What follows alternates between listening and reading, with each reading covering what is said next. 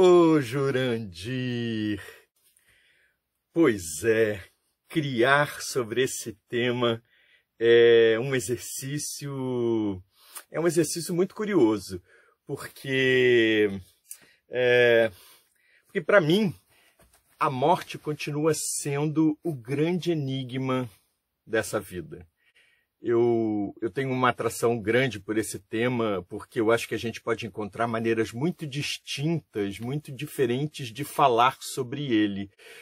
Eu estreei na literatura falando sobre esse tema. O meu primeiro livro, que se chama Ver de Ver Meu Pai, com ilustrações do Roger Mello, publicado pela editora Nova Fronteira, contava a história exatamente disso, de um menino que começa a perceber a juntar os índices de que seu pai estava se despedindo da vida. E aí ele começa a reconhecer nele as coisas do pai dele que iam continuar nele. Então, foi uma maneira muito gostosa para mim de falar sobre a continuação, sobre a ancestralidade, sobre as nossas raízes. Quando eu publiquei esse livro saiu em 1994, meu pai tinha falecido em 1988, e eu levei esse tempo todo elaborando essa história, que era uma maneira de eu lidar com essa ausência, né, com essa não presença, mas ao mesmo tempo ele continuava presente em mim, nas minhas características físicas, nas coisas culturais que eu tinha herdado dele. Então foi uma maneira para mim foi uma maneira bastante bonita de lidar com esse sentimento, com esse vazio, com essa perda, de depurar esse sentimento que vai ao longo do tempo se tornando leve e proporcionando para a gente uma leitura poética dessa transformação, dessa mutação da vida na morte. No final do meu livro, no Ver de Ver Meu Pai, o personagem, o menino, diz que o pai dele foi ser natureza em outro lugar. Acho que é bem isso, né? Essa transmutação, essa maneira que a gente tem natural, né, de viver os ciclos da vida, de renascer de muitas formas. Para mim é muito instigante. Eu gosto muito de escrever sobre isso. Você sabe que eu também acabei tratando desse tema em mais outros livros que eu escrevi.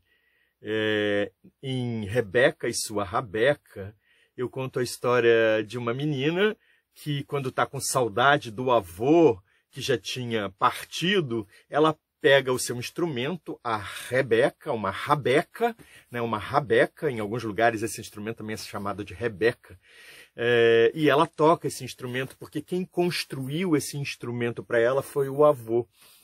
Então acho muito legal também poder tratar deste assunto com essa personificação, ou seja, né, os objetos que nos circundam, eles ganham valor porque eles estão cheios desse sentimento de afeto, né, porque eles estão preenchidos por essa afetividade. Então, o avô não estava mais presente, mas estava presente ali na vida dela na forma daquele instrumento que tinha sido construído por ele e que lembrava ele. Essa transferência, eu acho que é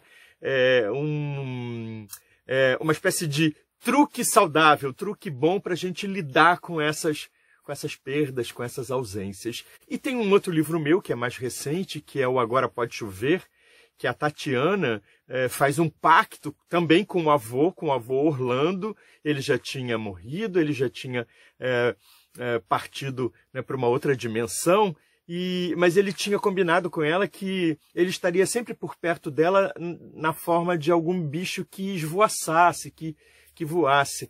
Então, tem uma libélula na história que a menina acha o tempo todo que é o avô, né, na forma da libélula, que é também um símbolo, né, para a alma, né, para essa transformação que a gente sofre depois que passa dessa vida para outra. Cadê meu dia de criança? Meu dia de criança é sempre que eu escrevo, que eu paro para escrever. Para esse público, que é o meu público, eu preciso conversar muito de perto com o Celso, criança, a criança que eu fui, que continua aqui dentro de mim e que se manifesta, né, cada vez que eu me dirijo para esse público de crianças leitoras.